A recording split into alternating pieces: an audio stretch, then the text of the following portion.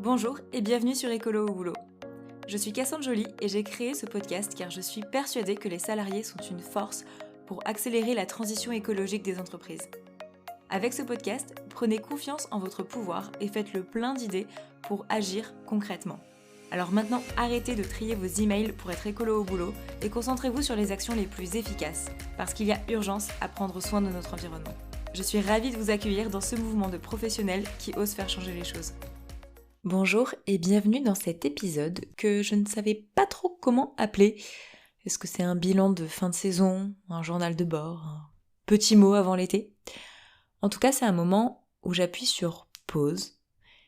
Et je sais pas vous, mais moi j'en avais grand besoin. Donc c'est un moment pour faire le point, vous raconter un peu les coulisses de cette saison de podcast, de ce que j'ai appris grâce aux invités, grâce à mon travail aussi, et grâce à vous. J'ai envie de vous parler un peu plus à cœur ouvert, comme on le ferait autour d'un café entre collègues, un peu sur la même longueur d'onde écolo. Je vous partagerai aussi les doutes, les quelques claques que je me suis prises, les bonnes surprises et les petits trucs que j'ai aimés ces derniers mois. Et en fin d'épisode, je vous parlerai du projet que j'ai pour cet été avec le podcast, avec une petite invitation, si vous avez envie de participer. Alors c'est parti. Côté podcast, il y a eu quelques petites galères et grandes joies. C'est une saison qui a été assez dense. J'ai testé plein de trucs, reçu des retours, eu des surprises, je vous raconte. Peut-être déjà un retour sur les épisodes de podcast qui sont sortis. Quel épisode a eu le plus de succès ? Et bien, a priori, ce sera l'épisode sur la biodiversité que j'ai enregistré avec Hugues Mouret. C'est un gros succès. Je pense que c'est déjà lié au talent de Hugues qui est capable de donner une grille ultra simple de quelque chose de très complexe comme la nature et la biodiversité. De se dire, en fait, c'est divers, la nature, elle sait faire, donc il faut laisser faire et pas essayer d'avoir une seule solution toute faite. Et ça a vraiment changé mon regard encore plus sur ne pas penser de manière binaire, ça c'est bien, ça c'est pas bien. Parce qu'il y a des choses c'est bien, mais il faut pas les faire seul, par exemple.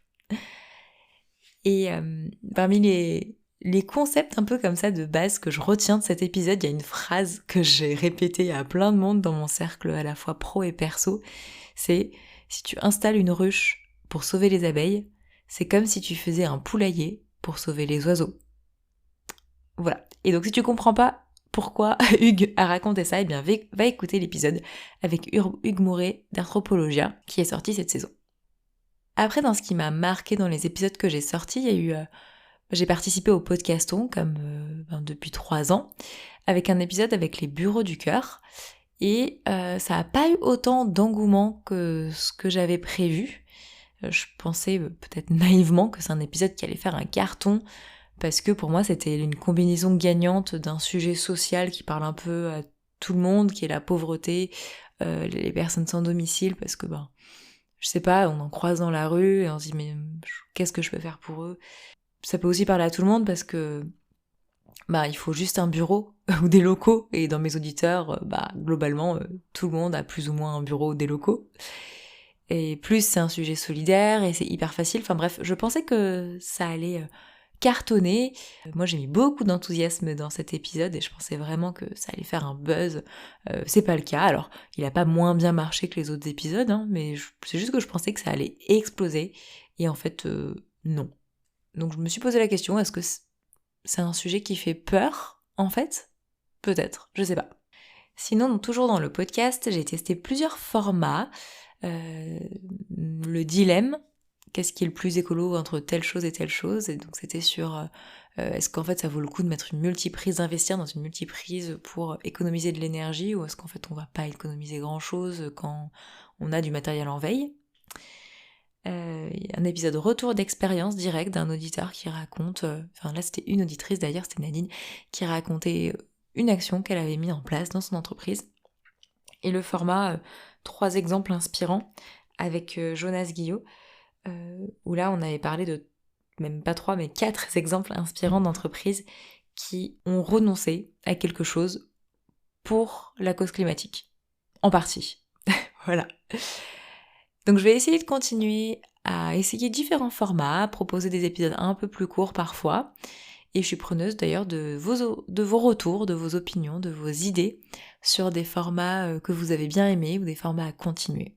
J'ai refait l'épisode l'épisode Explique-moi la RSE qui avait très bien fonctionné sur la dernière saison et qui a encore très bien fonctionné sur celle-ci, donc voilà, on continuera. Et ce qui a vraiment changé ma saison, ça a été de créer un comité édito avec des auditeurs, des auditrices du podcast.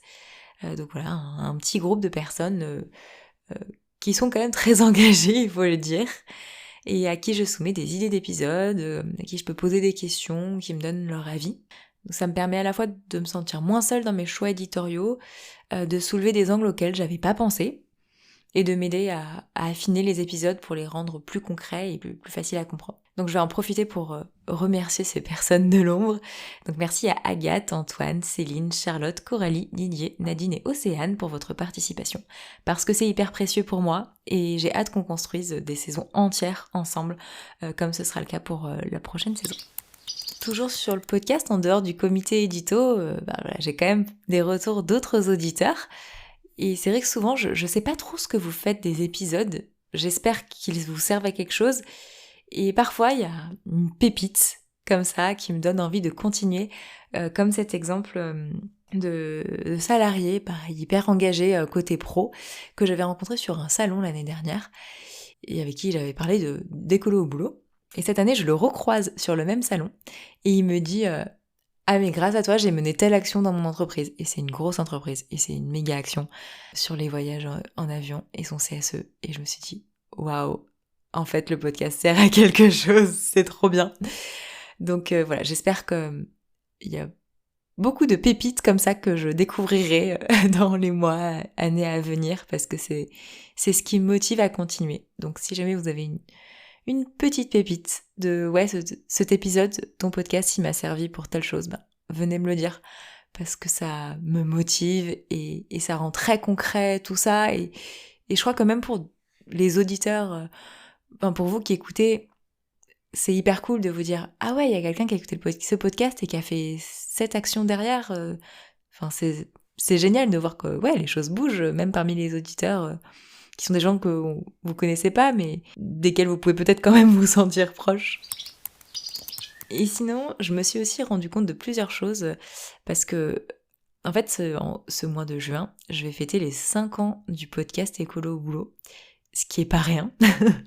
Et souvent, les personnes sont impressionnées quand je leur explique que j'anime ce podcast depuis 5 ans. Et particulièrement cette saison, j'ai senti que ça m'amenait beaucoup de choses. Donc c'est vrai qu'on me dit mais comment tu trouves la motivation? Mais en fait parce que justement ça m'amène des choses. Et cette saison j'ai notamment capté que je suis beaucoup plus à l'aise à l'oral de manière générale. Par exemple j'ai fait une conférence sur un salon où j'interviewais des personnes sur une table ronde et en même temps moi-même j'apportais du contenu technique. Et les participants de la table ronde et les organisateurs m'ont dit mais waouh t'es hyper à l'aise comme oratrice et pour interviewer. Et je me suis dit ouais, mais je fais ça tout le temps en fait sur le podcast. Et je me rends compte en écoutant d'anciens épisodes que oui, je m'améliore. Et globalement, j'apprends autant que je transmets et je choisis des épisodes sur des sujets qui m'intéressent. J'avais écouté ce conseil que j'ai plusieurs fois répété ensuite d'ailleurs, c'est qu'il faut créer son podcast en étant son premier auditeur. Et il y a une période du podcast où je l'ai pas fait et je me suis remise à le faire. Et en fait...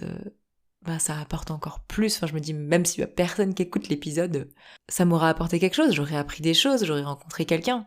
Et ouais, ça c'est quand même magique dans le podcast. Et donc, je compte bien continuer sur une 6e année de podcast écolo au boulot.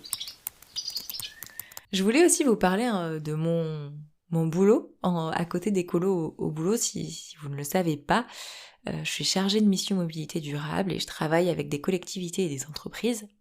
Et il s'est aussi passé pas mal de choses qui résonnent avec ce que j'ai pu dire ou apprendre dans le podcast. La première chose que je peux vous partager, c'est des bons moments, des tournants un peu positifs.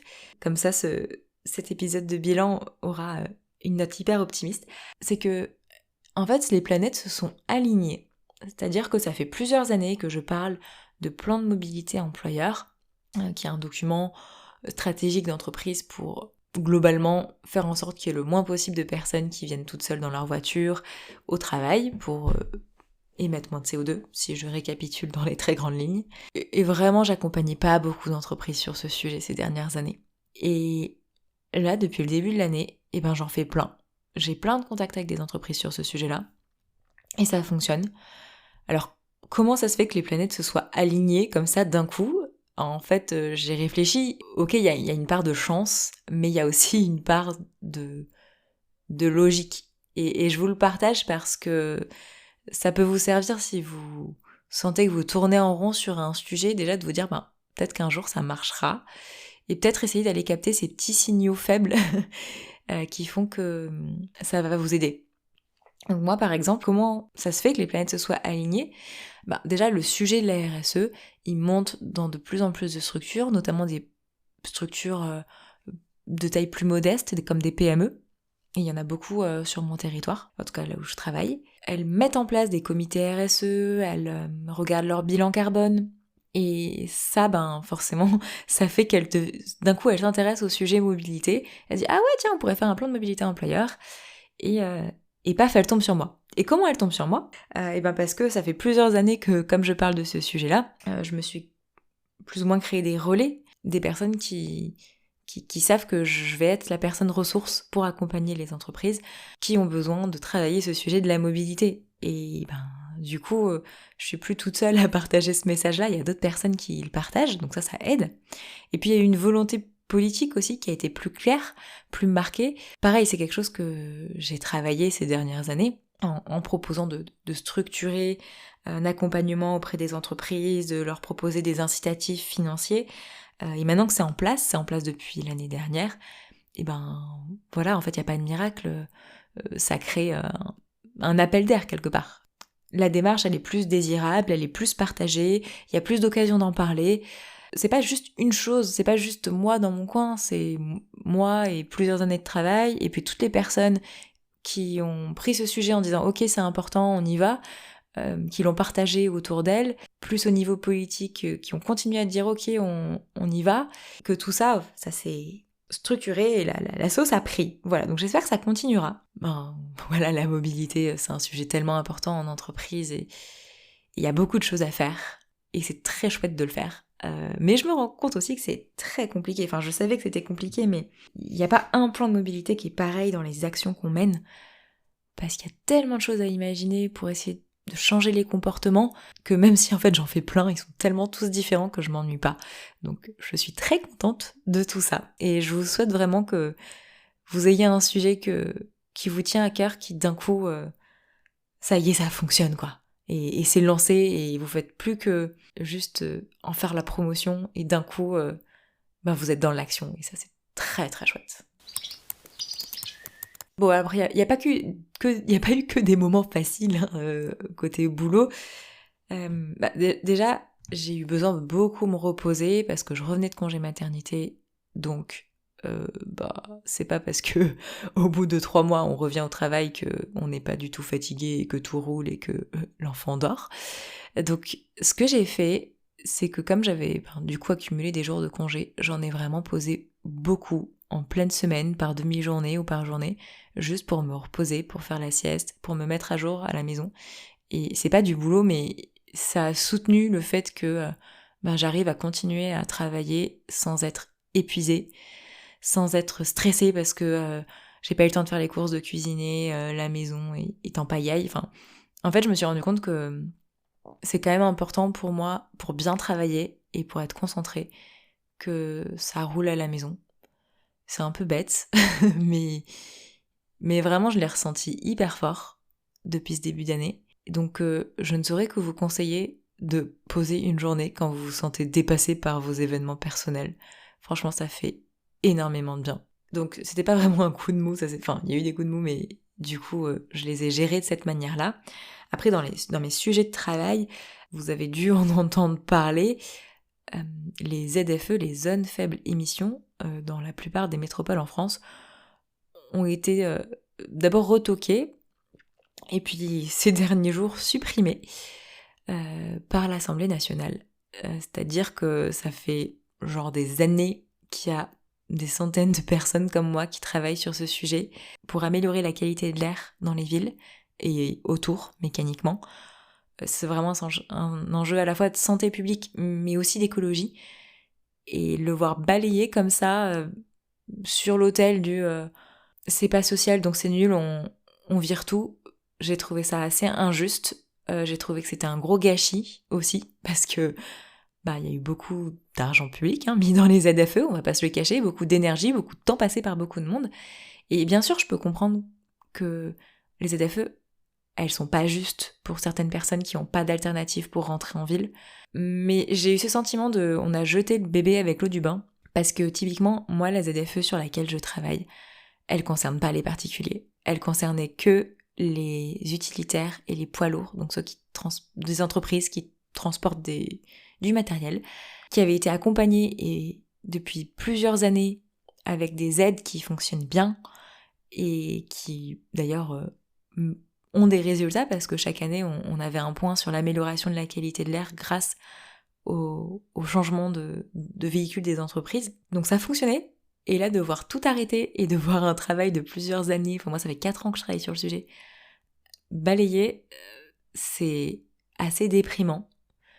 Alors c'est pas 100% déprimant non plus, parce qu'en fait, quelque part tout ce qui est fait, c'est-à-dire que j'en ai accompagné des dizaines de centaines d'entreprises à prendre en compte cette réglementation, à s'adapter et à monter un dossier d'aide financière pour passer à un véhicule moins polluant. Ok, la réglementation elle s'arrête, mais ça c'est pas fini. Les véhicules qui ont été mis au rebut parce qu'ils sont trop polluants, ils sont définitivement sortis de la circulation. Donc voilà, c'est pas perdu, mais quand même, j'ai peur que du coup ça retombe et que tout le monde se dise en fait c'est pas un sujet, c'est pas important, et que clairement la qualité de l'air elle se dégrade dans les années à venir, ou en tout cas elle s'améliore pas autant que ce qu'on avait prévu. Et voilà, ça c'est un petit peu déprimant. Bon, l'histoire ne s'arrête pas là pour autant.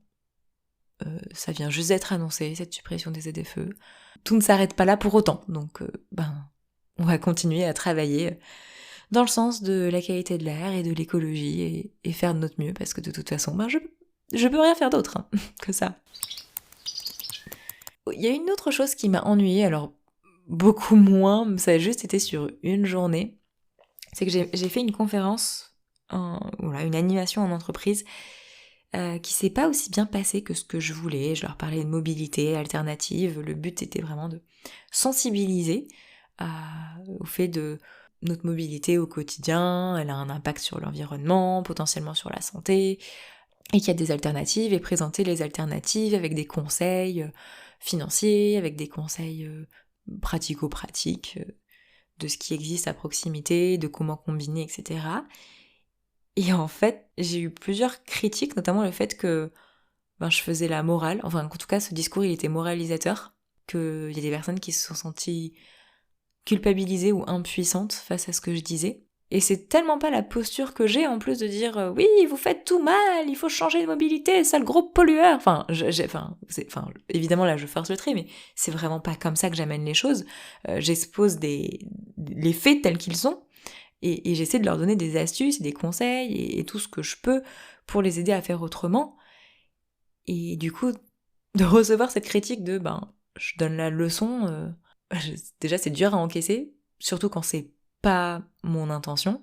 Et puis je me dis mince, mais ok, même si c'est pas mon intention, le message a pu passer comme ça, comment je fais autrement en fait. Voilà, je me suis dit peut-être qu'il va falloir que je me reforme un petit peu sur ce sujet-là, de faire passer un message sans culpabiliser, sans brusquer, en donnant plus envie, même si en fait, dire oui, vous allez faire du sport, c'est bien pour votre santé, si vous venez à vélo, ça règle pas du tout le truc. Donc je me suis un peu retrouvée dans cette impasse suite à cette conférence. En vrai, ça s'est pas mal passé du tout, c'est juste qu'il y a eu 2 personnes qui m'ont dit ça, mais sur une 50aine, mais peut-être qu'il y en a d'autres qui le pensaient. Donc vraiment, ça m'a fait me remettre en question. Et je sais pas si c'est ça le nœud du problème. Je suis un peu persuadée au fond de moi-même que les personnes, si vraiment elles veulent changer leur mobilité, elles peuvent. Et que du coup, elles disent oui, mais je peux pas parce que ça colle pas avec les horaires pour aller chercher mes enfants, parce que j'ai pas de bus, etc.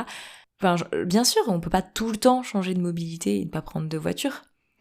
Mais je me dis, vraiment, s'ils voulaient de temps en temps covoiturer, faire une partie à vélo, s'organiser autrement, pas tous les jours, mais vraiment une fois par semaine, même ça. En fait, ils pourraient, et peut-être que c'est parce que j'ai cette croyance en tête que vraiment c'est une question de volonté, que les personnes elles ont senti que j'étais moralisatrice, parce qu'au fond de moi-même, je pense ça. Alors voilà, comment est-ce que je peux réussir à accompagner les personnes vers une autre mobilité quand elles n'ont aucune volonté? Si c'était juste moi face à une personne qui a pas envie de changer, bien sûr, je dirais t'as pas envie de changer, tu changes pas, et puis on s'en reparle plus tard. Mais là, c'était dans le cadre d'une entreprise qui me demandait d'animer ça, je l'ai fait, et je suis pas responsable du fait que les personnes, elles ont envie ou pas de changer. Elles étaient obligées d'assister à la conférence, elles étaient là, ça leur a pas plu. Mais c'est aussi des belles occasions quand même, quand justement il y a plein de salariés qui viennent tous tout seuls dans leur voiture alors que leur entreprise elle est dans le centre-ville. Je me dis, il y a un truc à faire et j'ai pas envie qu'ils repartent en disant oh là là, l'écolo de service elle nous a saoulés. Donc voilà, prise de conscience, montée en compétence à venir sur ce sujet-là, qui ça m'a bien saoulée. Et alors il y a eu un autre truc au boulot qui s'est passé. C'est pas un truc qui m'a saoulée là, c'est plus quelque chose qui m'a étonnée. Un phénomène que j'ai appelé le « je sais, mais j'y pense pas ». Et ça a été un peu des claques. En fait, c'est un projet sur lequel je travaillais. Un projet un peu, quelque chose de nouveau que j'avais jamais trop fait jusque-là. Et dans lequel j'ai complètement oublié d'intégrer des aspects écologiques. Alors, le projet en lui-même l'était, mais il y a des aspects que j'aurais pu ajouter en plus, et je l'ai pas fait. Je l'ai pas fait, j'y ai pas pensé en fait. Et c'est juste une fois sur un webinaire, ils ont dit ah oui, mais vous pourriez mettre du photovoltaïque, et je me suis dit oh, mais comment j'ai pas pensé à ça ? C'est évident que je le sais. Tout ce que je peux intégrer d'écologique dans un projet, et je le dis même dans ce podcast, dès que vous menez une action, essayez d'intégrer l'écologie. Et je me dis, waouh, mais je l'ai pas fait, j'y ai pas pensé. Alors, il y a rien de dramatique parce que ça changeait pas grand-chose dans ces circonstances-là. Possiblement que des choses auxquelles j'aurais pensé, de toute façon, j'aurais pas pu les faire, ça collait pas. Mais quand même, j'en reviens pas de me dire que quand on est cette expression de la tête dans le guidon, même sur des choses qu'on connaît et même sur des choses qui nous tiennent à cœur, on est capable d'oublier des choses qu'on sait et auxquelles on croit. C'est incroyable. Je ne l'explique pas. Je ne l'explique pas, mais du coup, j'ai ce point de vigilance désormais. En fait, je pense qu'il faut juste un moment où on se pose en gestion de projet quelque part en se disant « Ok, c'est quoi mon projet ? C'est quoi les prochaines étapes ?» Et avoir ce truc en tête de, ok, il y a les dates, il y a ceci, il y a cela, il y a le budget, et il y a le critère écolo. Et vraiment se le mettre en tête sur tous les projets qu'on mène, parce que sinon, même si vous le savez, même si vous y croyez, vous risquez de faire comme moi et d'oublier. Voilà. Donc, rien de grave, mais juste une petite claque de, oh, tu te souviens des trucs que tu sais ou pas ? Voilà. C'est un petit peu ce qui s'est passé aussi côté boulot de mon côté en parallèle du podcast. Donc en fait, pourquoi je vous raconte mon boulot ? C'est pas juste pour raconter ma vie, hein. C'est pour vous montrer que en fait, il y a moyen d'intégrer l'écologie déjà dans des sujets où a priori c'est pas le sujet numéro 1.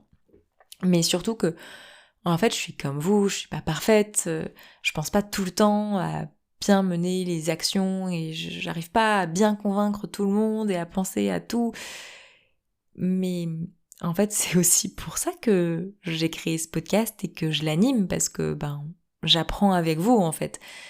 J'apprends à mieux convaincre, j'apprends à bien avoir en tête les sujets écolo au boulot, j'apprends de nouveaux sujets, de nouvelles manières de faire. Et voilà, je veux que vous sachiez que vous n'êtes pas tout seul si vous avez aussi des difficultés, des désillusions, des claques, des prises de recul.